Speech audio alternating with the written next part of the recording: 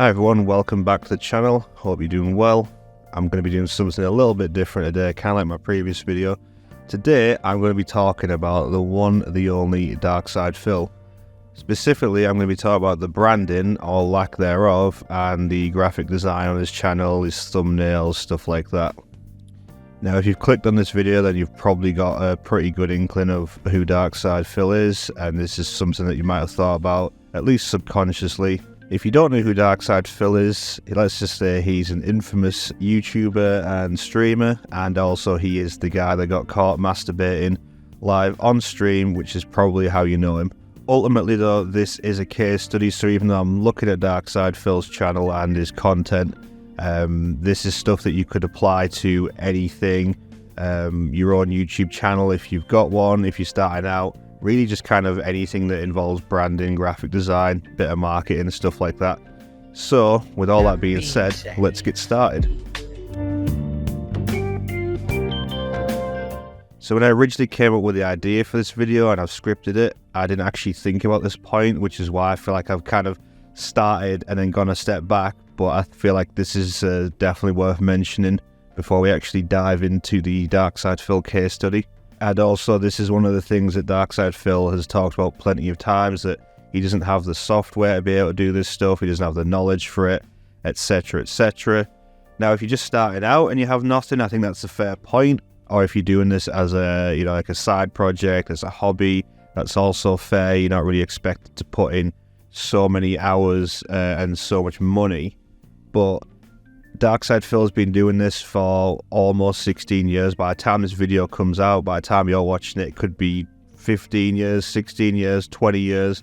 So at this point, he's been getting paid for this job for about 10 years as well, 13 years. The story seems to change, but it's at least been a decade. And I think if you'd be getting paid for something for that amount of time, you don't really have any excuse not to have basic tools and knowledge. So the first thing I would recommend is getting Adobe Elements. This package gives you a basic version of Adobe Photoshop and Adobe Premiere, which means that you can edit photos, edit videos, create thumbnails, create other assets for your channel and your stream. I used this back in the day and it cost me about 60 quid. And it's more than enough, I think, for what most people need to do. It's definitely enough for what Darksydephil wants to do, which is not even really that basic of video editing, since he doesn't do that anyway. But if you wanted to just clip parts out your video, make some thumbnails, 100% it's more than what you need. There's also DaVinci Resolve, which is a free editing software as well. Really good for video editing, especially color grading and stuff like that, which again, you're probably not going to need to do if you're, say, editing gameplay footage and stuff like that. There is a paid version as well, which has a lot more tools in it. But again, the free version, I've used it. It comes with absolutely everything you need for the basic editing that you'd want to do on a YouTube video. So for thumbnails, banners, other assets, stuff like that, there's also free sites like Canva. You've got templates on there. You've got pre-built assets. You can dismantle them, you can expand upon them. They've even got stuff like video templates and stuff like that, kind of similar to what you sort of see in like Adobe, their elements and their graphic part as well. But basically there's just loads of stuff on there that you could use completely for free. It's already built. And also the other thing with that is it's really easy to use. You don't need any knowledge, any skills or anything really. It's just click, drag, delete things. There's also freelance sites where you can get cheap stuff like Fiverr, and if you really wanted to, there's AI generators for all sorts of stuff. So really at this point, there's so many options, and depending on what you want to do, there'll be a website or someone willing to work with you. Yeah, basically at this point, you just got so many options, there's not really any excuse. So that's covered a lot of the tools and stuff that you could use, but there's also one more website that I want to recommend, and that is coolers.co. So coolers.co, I don't want to spend too much time on it because this could be a whole video in itself, but this website has so many good tools for graphic design, because it basically it has just a bunch of useful features, knowledge and stuff like that, tools about colors. For example, here, color picker. So let's say you want to go with a certain color scheme on your channel or your branding. Like for me, mine is a very deep red. Here we go. You've got your hex colors, your RGB, so you can generate this color specifically and exactly on whatever kind of platform you're using. Different shades, different tints. This is a very good bit here. You've got your color harmonies, so you've got stuff that clashes with it, stuff that complements it. Colorblind simulator, contrast checker, and then the color palettes as well. This is a very good one. So okay, you want to have 5 different colors that go with it. It's also got some other things as well, like there is image picker, so you can upload your own images, get a color palette from that, upload other people's images if you want to use a specific color. Might be better for like films and stuff like that. But yeah, this website is really, really good for picking a color scheme, color palette. Just great for branding your channel, basically. So that leads nicely on to the first part of this video, where we're actually looking at the branding, logos, graphic design, colors, all that good stuff, which is kind of what people immediately think of when they think of branding. They're going to be thinking about what color schemes they use, what fonts people use, what the logo looks like. So I think a good place to start would be to look at my own channel, because I think it might be a bit hypocritical if I was to go after someone else and audit their channel and then not have, you know, my own shit in place, basically. So my channel is not perfect by any stretch of the imagination, but at the same time, as I said at the start of the video, I do this as a hobby. It's a side project, it's a passion project, so I don't spend too much time worrying about it, but I probably do spend more time than Darksydephil does on his channel and branding. So yeah, first things first, we've got the name of the channel, so Vermillionaire. Vermilion is a type of red, red being my favourite colour, vermilion being one of my favourite shades or tints or whatever you want to call with it. So when you're hearing that name, you were expecting to see some red on the channel somewhere. If the name was Vermillionaire and all the colour and branding was blue, there's already a disconnect there. It's like, well, why are you named that, but then your colour scheme goes completely against it as well? So that's one thing. So you're seeing a lot of red on the thumbnails, you're seeing it on the profile picture, you're seeing it on the banner. And the other thing as well is my channel is kind of based around, or primarily based around, or the popular videos on the channel are the Persona assets, particularly Persona 5 assets. So what I've done is I went online, did a little bit of research, tried to find out what font they used to make the Persona 5 title and logo. I've incorporated that into my profile picture and banner.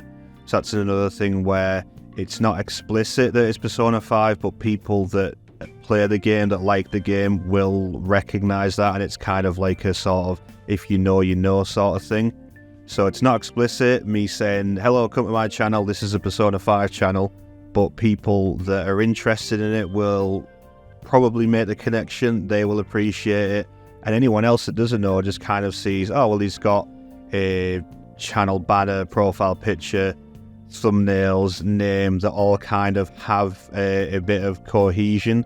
Again, if we look at the thumbnails, again, some of them maybe could use a little bit more work. I realize I need to do this one, but I've got some other videos as well, like from my work and some hobby ones that I'm not too bothered about, because really I don't really care if people click on them. A lot of them I just kind of upload for myself, but all of the Persona 5 ones have a very similar scheme. So red background, same title text, they have this little black banner I put up there just for literally for a little bit of branding. So like if you see this just randomly out there, you might think, oh, okay, I recognize that. And that is the whole point of it. It is to show a snapshot of what you're actually getting out of the video, and also to be kind of recognizable on a recommendation part of the page, or if someone uploaded it somewhere else. For example, if you see here, obviously this is on my channel, but sometimes you might not actually see what the channel name is, but if you see in the thumbnail is all consistent, you know that it's from my channel, you know that I've uploaded it, I've created it. So yeah, always could be improving, but I think overall there's a pretty strong theme and branding on my channel. Like I said, the persona stuff leads into the color scheme, the logo, the branding, so it all works together in one. For example, I'm not making FIFA videos but then having a very strong persona branding and thumbnails and stuff like that. It kind of doesn't really make sense. If I was going to say do a bunch of FIFA videos, then it would make more sense to have some FIFA branding, some football related branding. So I think overall there's a pretty strong cohesion there. So let's actually move on to Darksydephil's channel here. I'm on incognito as well, not signed in, so you're seeing this as a completely fresh perspective. You know, there's nothing on my end that I've tried to hide anything or anything like that. So I think from the get-go, if I start with the profile picture, it's not actually too bad. Similar to what I was saying about my own channel, this is based on the Street Fighter series, so it's kind of similar to the text and logo that they use on some of the earlier games, I think Street Fighter 2 in particular. So again, like my channel, there's an expectation of what you're expecting to see on the channel. So here, okay, maybe you're going to see a lot of Street Fighter stuff. If it's not Street Fighter exactly, you might see other fighting games which he does play. My only minor complaint about it is I think this S looks a bit weird. It either needs to be squashed in a little bit and I think take away this massive black shadow, because there is an outline on the rest of them but nothing else looks like that, so it just looks a little bit weird.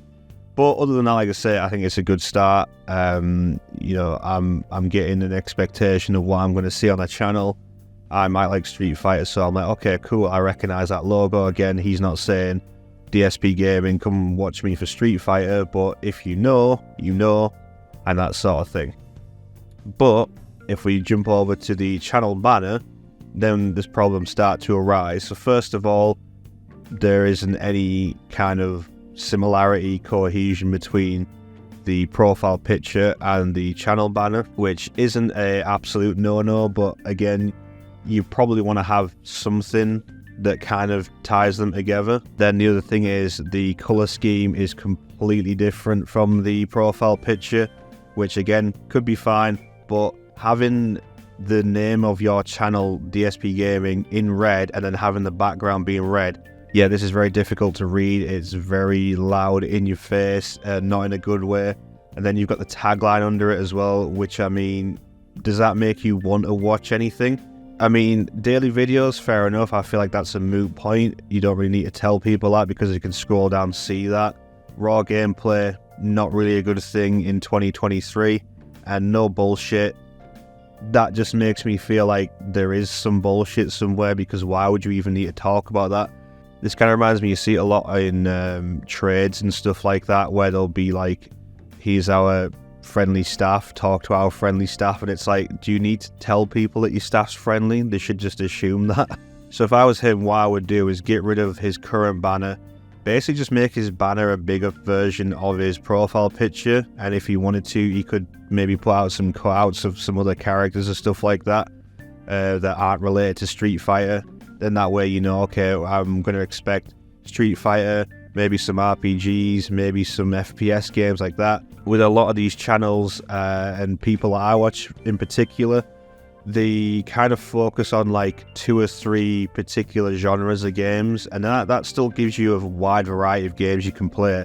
But I'm not going to see you playing something completely random that nobody on your audience really gives a shit about. There's going to be like core genres of games that you're good at, that people want to see, but like I say, you still get a good variety of it. This is slightly unrelated to the part of the video, but I've just noticed there's about section on here which is very strange and very, very just not good. I live stream daily exclusive on YouTube. That's a moot point to put that on your YouTube channel, because either people are going to know that because they're on your YouTube channel, or they're not going to see that because they're not on YouTube. So very strange thing to say. And then there's nothing about what his channel is actually about. It's just straight into contributions and support and stuff like that, which is something that I'll actually talk about in another section. But anyway, we'll move on. So let's move on to the thumbnails on the channel. So the first ones here are the Baldur's Gate ones, which I think they're okay. They're a little bit bland, but they do a decent job, I guess, because you can see what the game is. There's the logo, you can see what part he's on. If you're playing the game as well, you might recognize, like, oh, well, this is a certain point in the game. He maybe could do a little bit better with some of them, like, I don't know, that just looks very weird. But the problem is with Darksydephil is he doesn't make any of these thumbnails, which is why I brought up stuff like the software and the other websites on his channel, because you're going to see that there's no real vision and cohesion between any of the branding and graphic designers channel, because you've got multiple people making stuff for him, so you've got multiple people's visions, their ways of doing things, what they think looks good. And the problem is as well that there's very little quality control. He basically just accepts everything that he's given because he doesn't want to make anything himself. The other thing I noticed in these Baldur's Gate ones is there's a couple of them that have a little sort of cutout of Darksydephil on it with a reaction, but the problem is that the cutout of him is so small you can't even really tell what's going on. This first one, I think he's doing a facepalm. This second one, I've got no idea. I think there's it's like part of the stream chat as well, but again, you've got no chance of seeing that. If you are going to do something like this, you need to go whole hog on it and do something like what Mr. Beast does or something. I particularly don't like the full face, open mouth, looking like you shit yourself kind of thing that people do. But it is effective, and also as well, at least you know what they're going for. Here, I don't know what he's trying to do at all. This is one of the things you have to think about on YouTube. I didn't really know about it too much until I started my current job, but the thumbnail size on YouTube is, most people are going to be seeing your thumbnails at this size, possibly even smaller if they're watching on mobile. This is going to be on your channel or in someone's recommended sidebar. This is as much of your video as most people are going to see. You have to put out a lot of information and not a lot of room to work with, so you really need to nail your thumbnails, and yeah, I don't think our boy Filipio is doing that here. So I'll scroll down and look at a few more of his gaming playlists, since gaming is the majority of videos on his channel. That's what the channel is based around. So if we look at these Robocop and Like a Dragon ones, these are incredibly bland, very generic, very cookie cutter, literally. He even has the exact same colour green and red lines separating the logo and the picture of the game, which is just incredibly lazy. Like, if you're going to do that, at least make a colour scheme that fits the game.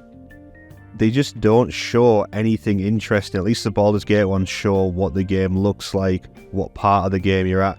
These don't do anything. There's nothing that makes you want to click on these videos. I could just go on YouTube right now, search Like a Dragon Gaiden, and see dozens, hundreds, probably thousands of more interesting thumbnails that would make me want to click on it more than one of these ones. Darksydephil does other content, but he wants to be known as a gameplay YouTuber and streamer, so he really should be putting more effort into these thumbnails. These are where he should be focusing his time, making his gameplay and his gaming stuff as good as it can be. Now, if he was putting all of his time into his other types of videos, that might be fair enough, but if we look at some of these pre-stream and post-stream videos, the thumbnails are just as bad. If we take this playlist here, which is meant to be a big event if it's got its own playlist above a lot of his gaming stuff, we've got 4 videos here and none of them have a custom thumbnail. Instead, we've got 4 auto-generated thumbnails. These 2 look like the same part and these 2 look like the same part. You wouldn't even know that these were 4 different videos unless you looked at the title or the time code to see, okay.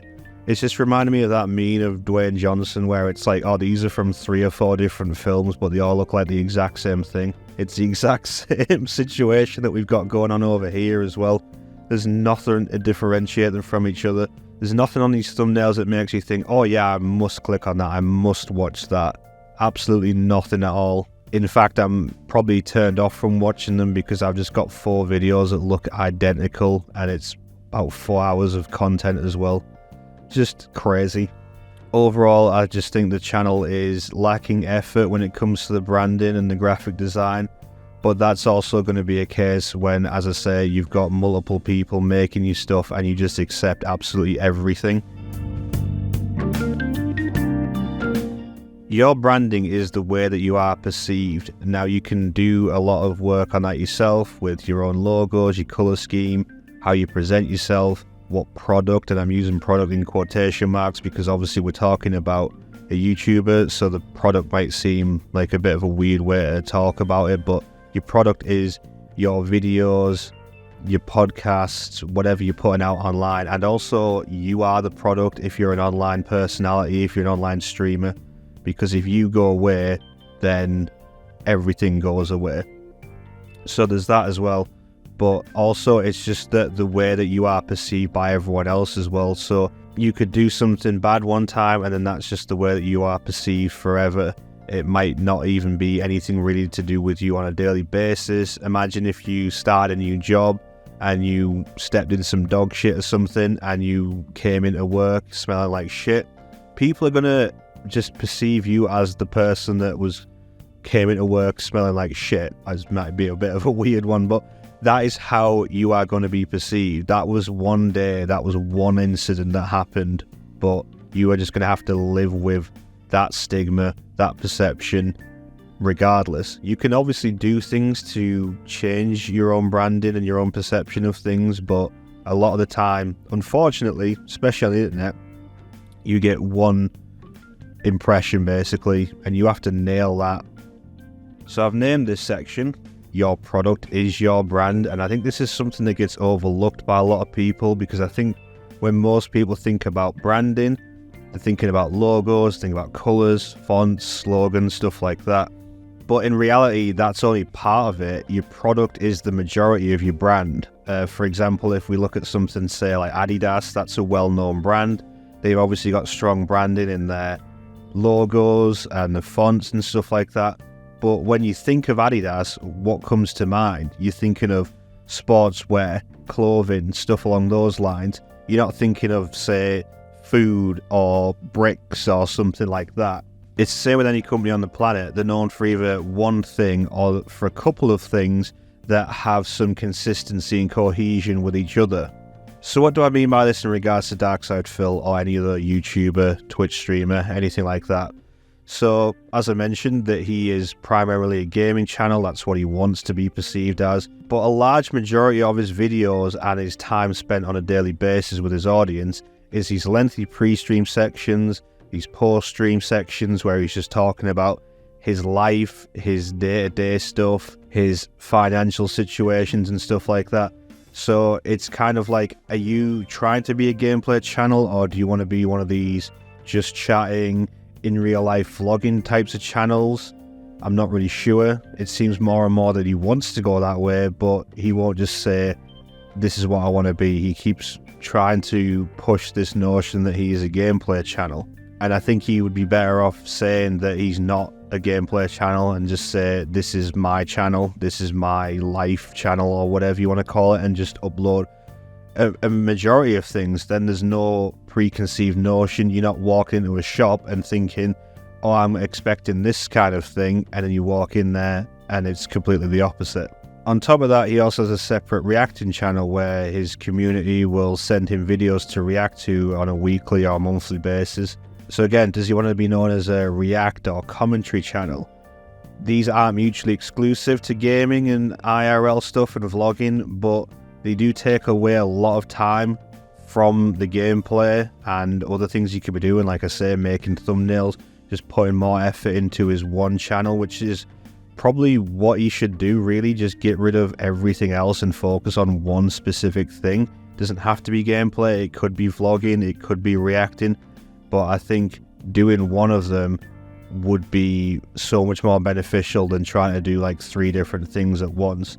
He complains a lot of the time that he doesn't have time to do things in his life, and also to be able to finish games at a decent pace. So if he spent less time on these pre-stream sections, on these post-stream sections, and doing react videos, he could make his gaming content a lot better. He'd be finishing games more quickly. He could be putting more effort into his, like I say, his thumbnails and stuff like that. Just basically all sorts of stuff that he could do to make his channel just a lot better. So in an earlier part, I mentioned that the online personality, the person running the channel, is the product as well, alongside the videos and whatever else you're making. And I think that's even more apparent nowadays when there's such a strong draw to channels that have a person that is likable, that goes out and does things. I think at this point, a lot of YouTubers are becoming actual celebrities and stuff like that. So yeah, people are watching for the videos. It might be, if we look at Darksydephil, they might want to see what a game looks like and stuff like that. But I think most people are watching for the person behind the camera who's running the channel. And for a lot of people, it's a one-man show. So if you go away, that's completely in the dead. This isn't like, if I take Adidas again, for example, if their CEO leaves, they'll replace them. But if the products go away, if they don't start selling, or if they don't make shoes and clothes and stuff like that, they go under. So like I said, that's the same thing with YouTubers, especially if we take someone like Darksydephil. He is a one-man show. So back in the day, Darksydephil was known for two things. He was known for doing entire gaming playthroughs, which was, I wouldn't say uncommon at the time, but it was less common than it is now, so he got popularity through that. So he was known for that, but he was also known for being the guy that would absolutely spam your inbox with dozens and dozens of like 5 to 10 minute videos. Back in the day, YouTube didn't allow you to upload longer videos. The sub box also worked a bit different. So if you had someone like him that was putting out 50 videos a day, you wouldn't see anything else other than that. So there was a point in time for a long period where even his fans weren't subscribing to him. They would say, I'll watch all your stuff, but I can't subscribe to you because you're completely flooding my inbox. So those were the two things that he was known for in the early YouTube days. So then in 2016, he was caught masturbating on stream. Now, obviously, that's a big problem. But in a way, it wasn't too bad because you don't actually see anything explicit. He's just basically, his head throws back and, he's jiggling a little bit. So it could have been a lot worse, but that is the unfortunate thing with the internet. You do something like that, that is never going away. That wouldn't go away in real life, but trying to scrub that on the internet is absolutely impossible. So that is now what people who don't follow him, whether they're fans, whether they are quote-unquote detractors, as he likes to call them, anyone that doesn't really know about him knows about him through that. You'll see people commenting on his videos or his posts on Twitter if he ever gets a little bit of something going viral. People will just immediately say, oh, that was the guy that did that on stream. So that's what people knew him for quite a while in the mid-2010s, and like I say, still do to this day. But in more recent times, and this has been a constant throughout his entire YouTube journey, but has been very much brought to the forefront in the last 4 or 5 years, bringing up his financial issues, asking people to donate, to keep his streams going, to buy games, to keep the games going. Basically, it's become regular enough to where he is known as a quote-unquote e-beggar. It's become such a big part of his brand that it's somehow overtaken everything else that he does. Nobody really knows him for being a gameplay streamer. Nobody really knows him even for the Twitch incident anymore. Everybody now associates him with begging online, asking people for money, and also being very toxic towards his own viewers. It could be one thing if he's being toxic to people that don't like him or complete randos that have nothing to do with him. But he is very toxic and disrespectful to his own viewers and his own, like, say, Twitter following, people on his own forums, stuff like that as well, which is it's just a very interesting, if you want to put it that way, it's a very interesting scenario he's got up here where he's basically insulting the people that also support him financially. It's a very strange situation. So over time, his reputation and his branding, his perception has become completely tarnished. He was known in the beginning for being quite a upbeat, fun gameplay channel. He was decent at fighting games, and now he is now known as a toxic e-beggar or a lol cow. Basically just by not even having to go out of his way to do anything. It's just by consistently acting like that on his videos, on his streams, and just letting it just stay out there. He doesn't edit a lot of these parts out of his videos, so you don't even need to go to a different channel to find it. You can just watch some of his videos and just see it straight up. So yeah, this is why I say that you are the product, because it doesn't actually matter what you're making. He could be making some of the best videos online. He could be absolutely incredible at every single game, but people aren't going to want to watch the videos if you are acting like that, if you are doing something that they don't like on a consistent basis, if you're talking about money all the time, putting your financial burdens onto your audience. My advice for Darksydephil, and to anyone else, would be to drop the pre-stream sections entirely, focus completely on your gameplay. This would, one, let you finish games a lot quicker, because you wouldn't be wasting like 2 hours of your day talking about nonsense.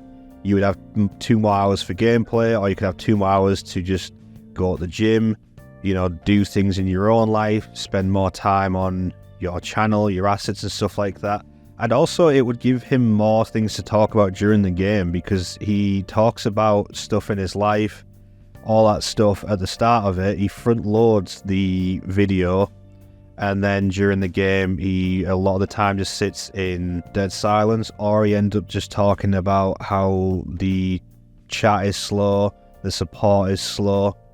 And not talking about your financial issues at all would also be a big boon for his channel, because number one, it's not a very good look regardless, but the second thing is, if I'm watching a streamer or a YouTube video or anything really, I don't want the person then to turn around and start talking about how they're not making enough money, how they're going through all these bad things. I mean, you want to hear maybe like a little bit of, you know, their personal life and stuff like that, but at the end of the day, most people are watching to have a little bit of escapism, to relax and stuff like that.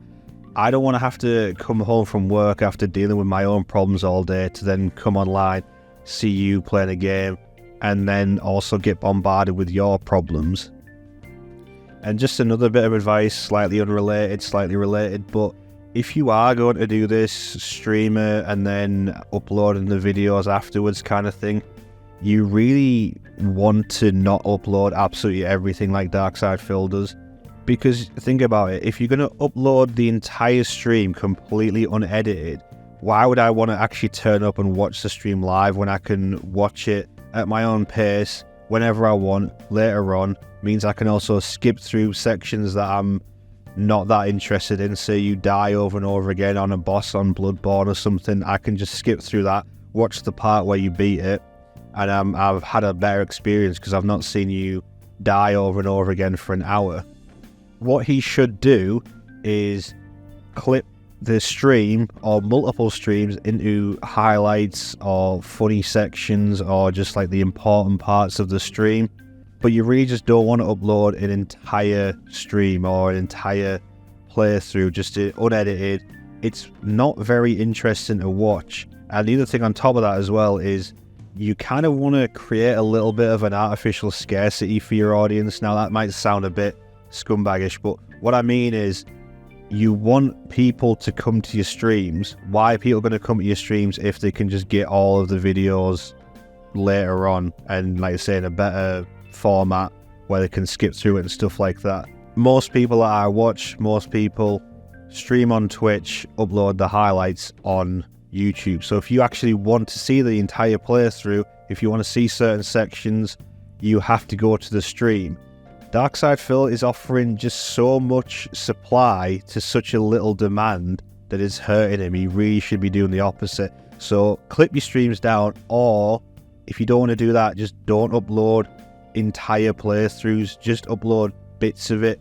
Then people will want to come to the stream. So this part of the video is actually why I even had the idea for this in the first place. So what we're going to do is we're going to go to DSP Gaming. We're going to scroll all the way down the bottom to the featured section, and you can see 3 channels here. Now, for another piece of advice is you really want to feature some other people in here. You get more exposure from other people's channels. You want to be collaborative. Yeah, it's just a no-brainer.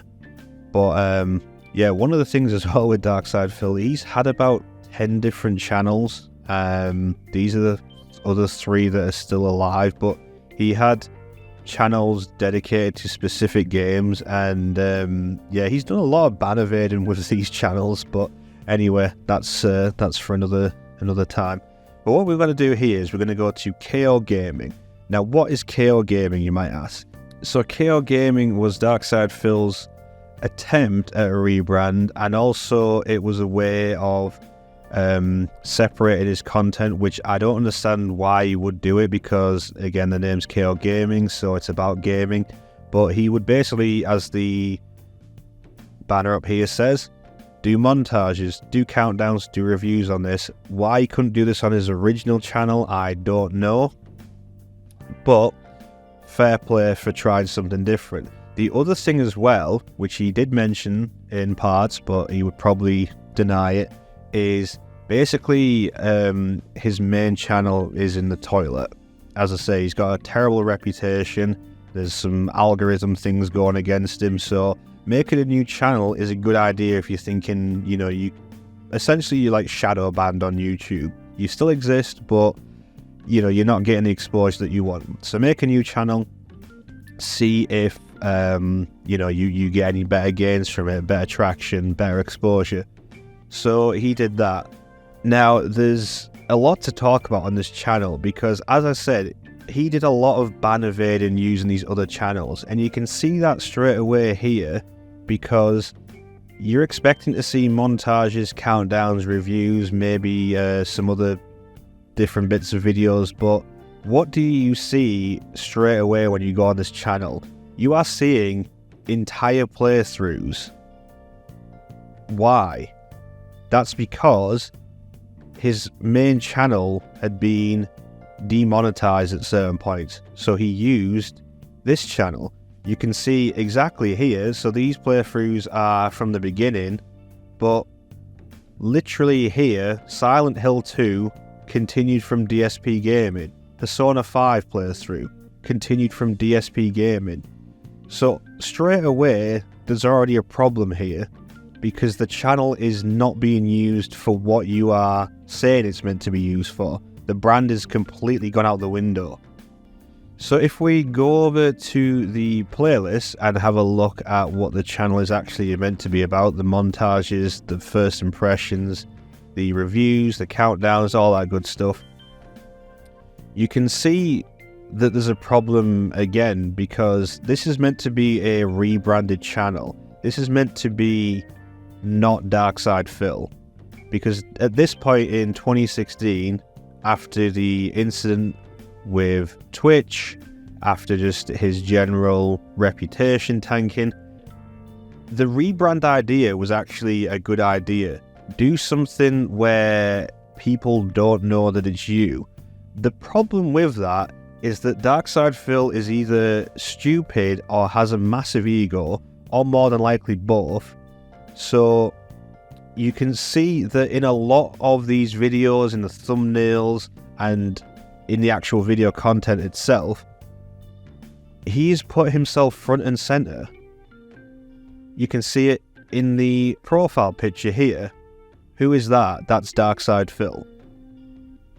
What is the point in rebranding a channel, or making a new channel to be part of a rebrand, however you want to look at it, and then just doing the exact same thing that you're doing on your own channel?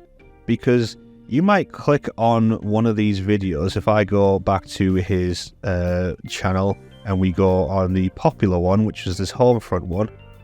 Now, at least on this video, there isn't any Darksydephil in it, because there is other videos where he has the KOGaming watermark here and the Darksydephil watermark over here, because he hasn't bothered to record new footage for these reviews. He's just taken his old playthroughs and then just used it for this.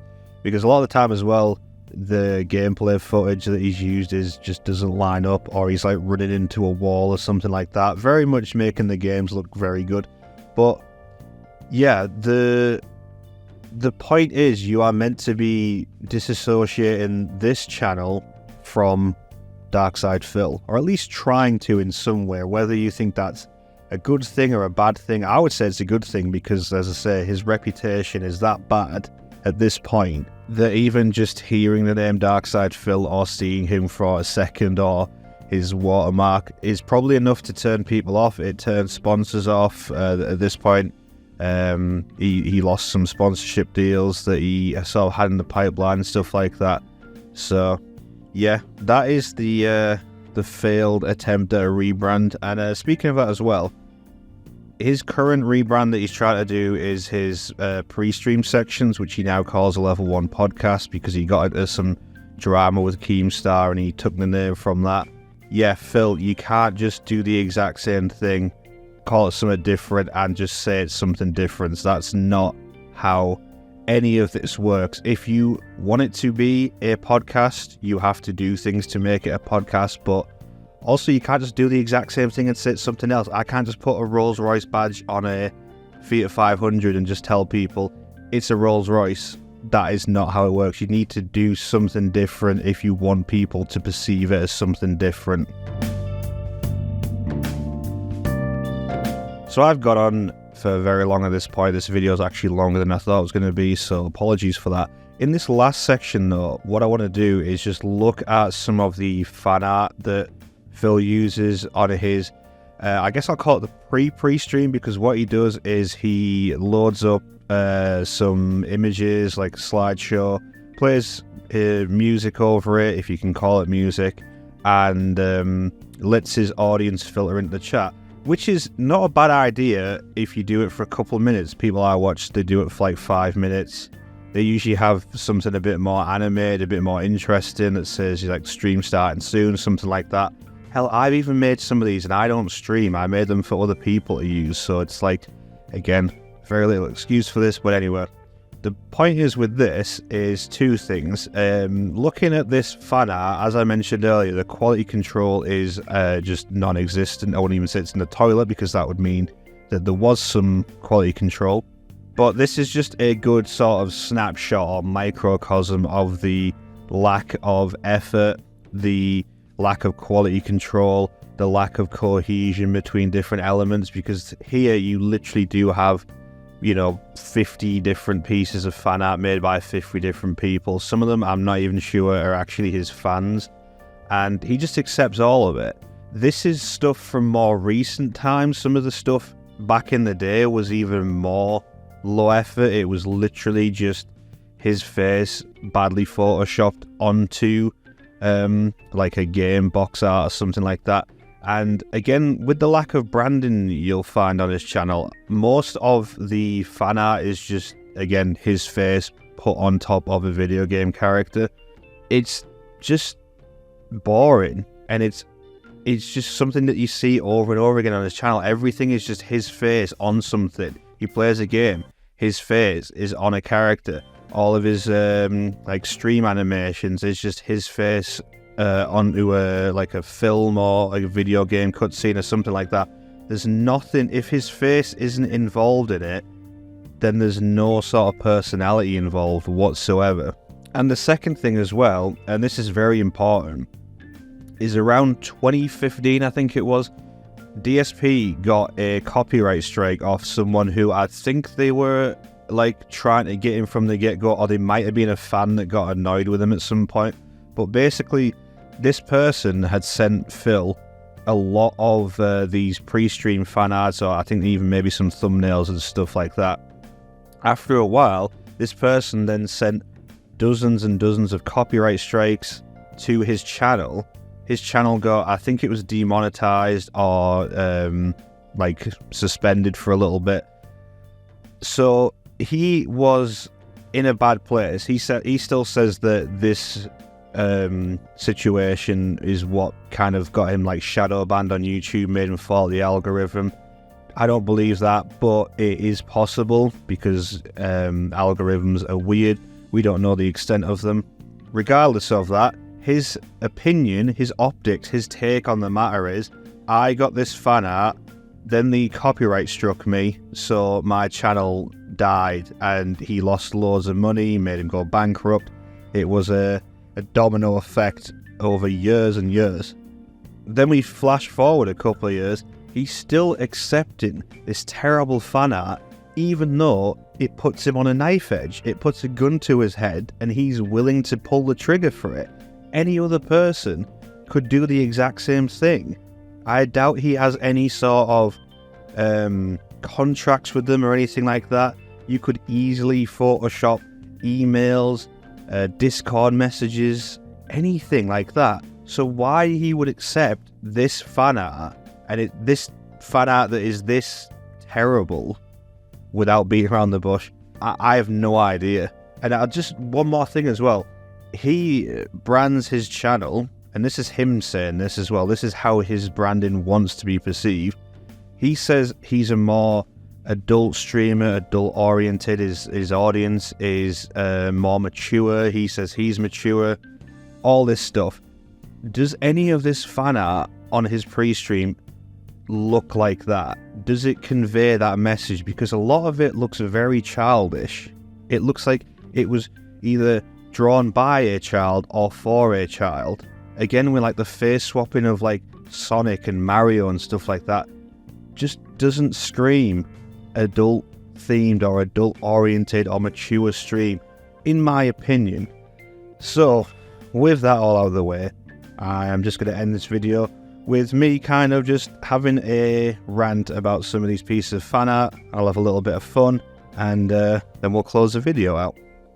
So this first one here with Sonic on it is just, I find very interesting because, again, as I said, he just likes to face swap himself onto characters. It's kind of that. But he also, for a long time, had this meme going around of him wearing the Sonic hat because, you know, without kind of beating around the bush, he looked very special wearing that Sonic hat. So for a long time, he wouldn't wear it. He has a hat goal where he'll put on a hat.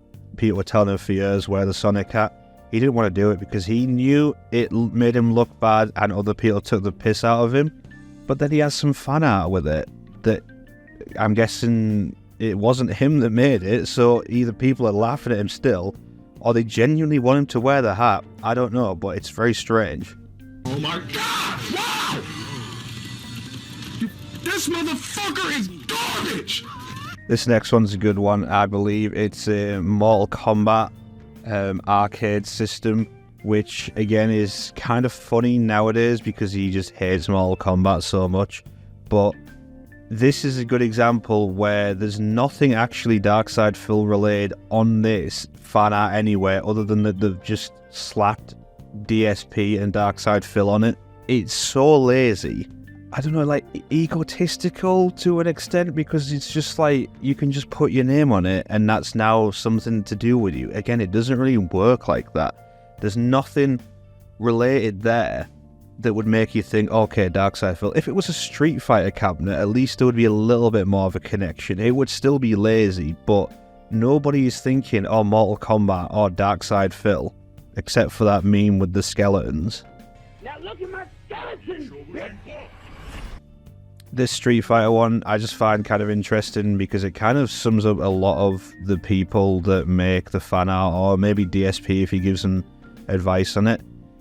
It's just so cluttered and the text is so difficult to read. You've got Street Fighter at the bottom, and then you've got 2, 3, 4, and 5 in Roman numerals in 4 different fonts. I guess 5 if you include the Street Fighter font over it, which makes it difficult to read. And then you've just got a bunch of characters from different Street Fighter games just all over the place. It's just so messy. It's so cluttered. This one just made me laugh. Darksydephil's new and improved streams. I mean, are they really? But more importantly than that, when has Darksydephil ever looked like that? When has his stream setup ever looked like that?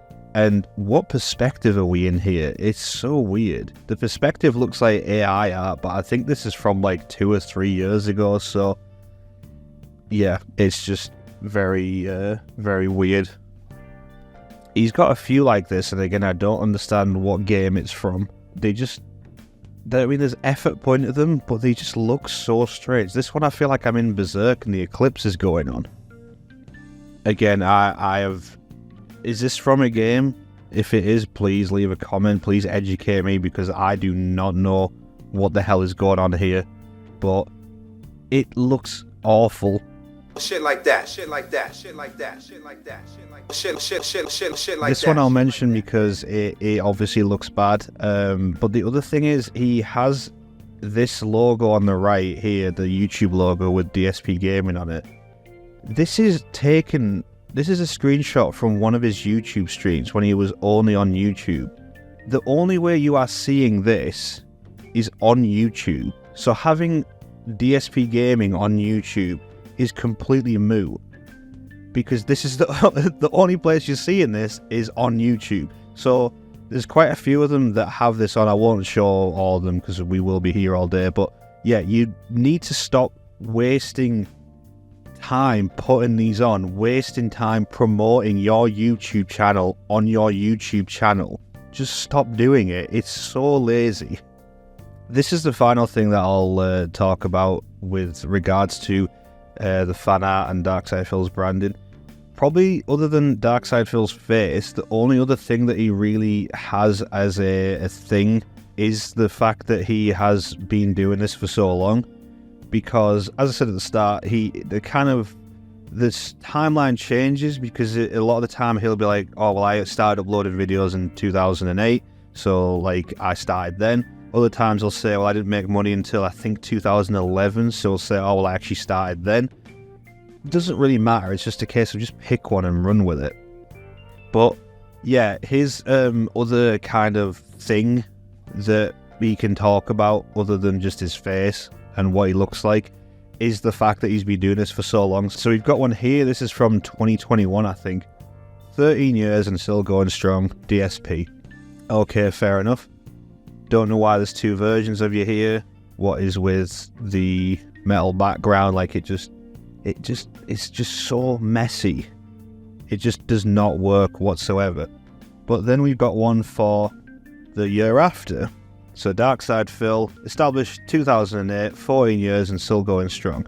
I took this from Meerkat Stream, he's another detractor. But the reason I clipped or did a screenshot of the full screen is so you can see the full kind of thing if you ever wanted to go watch this video. This is taken from August 2023 of this year. Might be next year by the time you're watching this. But that is not 14 years. That is 15 years. And he's still using this right now in December as we approach the end of the year. So more than likely he will be using this in 2024 when it's going to be 16 years. So I'm curious to see if someone will actually update this for him. Will he get the year right? Who knows? But again, this one slide is just sums up everything that I've been trying to talk about today. Okay, and with that, I'm going to leave you to it. I hope you enjoyed. I've never done anything like this before. Probably won't ever do anything like this again, because this was just the one topic that I really wanted to talk about. But we will see. So everyone, hope you have a wonderful new year. If it's not New Year, hope you're just having a great day. And I'm just going to let this Tevin clip play us out because it's relevant and also it just makes me laugh. So yeah, see you on the next one. Shit anymore. He used to get shit for fan art. It used to be bad and then it got worse as he left Twitch and now it's awful. He's sad he can't accept that anymore. Because guess what? If he wants fan art now, well, if he wants art now, he has to put actual effort into it. And Darksydephil doesn't want to put effort into anything. But I'm a sociopath a fan of mine anyway, and I'm changes sure, their so mind a year fuck later, it. this will be funny, could submit a copyright claim against me and it will go through regardless if they have a legal leg to stand on or not. Just like what Panda Lee did to me. Shut the fuck up. Absolutely ridiculous. You better take a sip. You fucking sleazy asshole.